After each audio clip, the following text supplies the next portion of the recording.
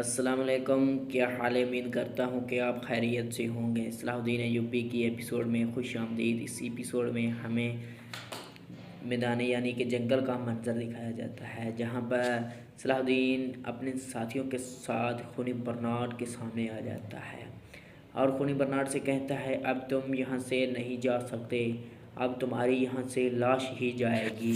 تو خونی برنارڈ کہتا ہے آپ میرا کچھ بھی نہیں بگاڑ سکتے صلاح الدین۔ تو دوسری طرف یعنی کہ میدان جنگ میں ملک ارسلان شاہ اپنی فوج لے کر سلطان نور الدین زنگی کی فوج کو روکنے کی ہمت کرتا ہے اور وہ کہتا ہے اب تم یہاں سے نہیں بچ پاؤ گے نور الدین۔ تو نور الدین زنگی کہتا ہے اچھا تو یہ بات ہے، اب ہم آپ کو بتائیں گے کہ یہ آپ نے کیا کیا ہے۔ تو خونی برنارڈ کی بہن علیحہ کہتی ہے بھائی اب جو کہ زنگیوں کے درمیان جنگ چھڑ گئی ہے، یہ اب ہمارے لیے بہت فائدہ مند وقت آ چکا ہے۔ اب ہم ان کو آپس میں لڑتے ہوئے دیکھ کر ہم ان پر چڑھائی کر دیں گے اور بہت جلد غزہ حاصل کر لیں گے۔ تو علیحہ کہتی ہے ہاں ایسا ہی ہے، ہم بہت جلد غزہ حاصل کر لیں گے۔ تو دوسری طرف میدان جنگ میں سلطان نور الدین زنگی اپنے وزیر شیرکو کو کہتا ہے شیرکو فوج تیار ہے؟ وہ کہتا ہے میرے سلطان تیار ہے۔ تو علیحہ جو کہ جنگل میں چھپ کر یہ سارا منظر دیکھ رہی ہوتی ہے اور وہ بہت خوش ہو رہی ہوتی ہے کہ ہم نے زنگیوں کے درمیان آگ چھڑک دی ہے، اب وہ اس آگ کو بجھائیں گے یا تو اپنے آپ کو ختم کر دیں گے اور اس سے ہمارا بہت فائدہ ہوگا۔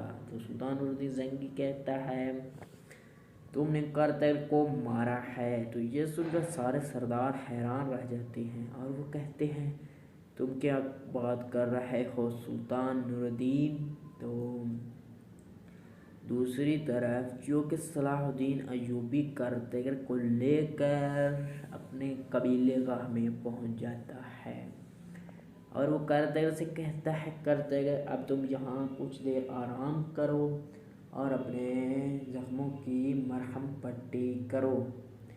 تو دوسری جانب ہمیں قدس کا منظر دکھایا جاتا ہے جو کہ وہ اس کی رہنمائی جو کہ ملکہ وکٹوریہ کر رہی ہوتی ہے۔ تو وکٹوریہ کہہ رہی ہوتی ہے کہ خونی برنارڈ نے جو بھی کام کیے ہیں وہ سارے کے سارے ادھورے کام ہیں، اس نے وہ کام کوئی بھی کام مکمل نہیں کیا۔ تو دوستوں دوسری طرف ہمیں بورو قبیلے کا منظر دکھایا جاتا ہے جہاں پر کرتل اپنے ساتھیوں سے کہتا ہے مجھے علی یعنی کہ ملک ارسلان شاہ کے بھتیجے تیمور نے مجھ پر تیر چلائے اور اس نے مجھے مارنے کی کوشش کی، جب تک میں بدلہ نہیں لے لیتا اس وقت تک میں آرام سے نہیں بیٹھوں گا۔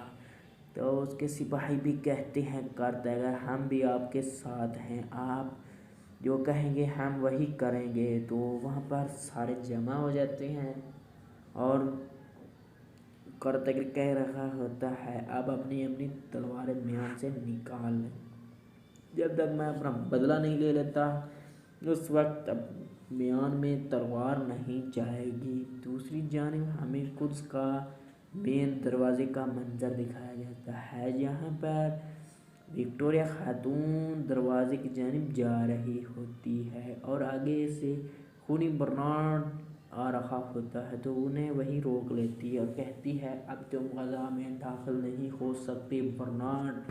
تو یہ سن کر برنارڈ حیران ہو جاتا ہے اور کہتا ہے کیوں۔ اس سین کے ساتھ اس ایپیسوڈ کا اختتام ہو جاتا ہے۔ ہمیں اجازت، اللہ حافظ۔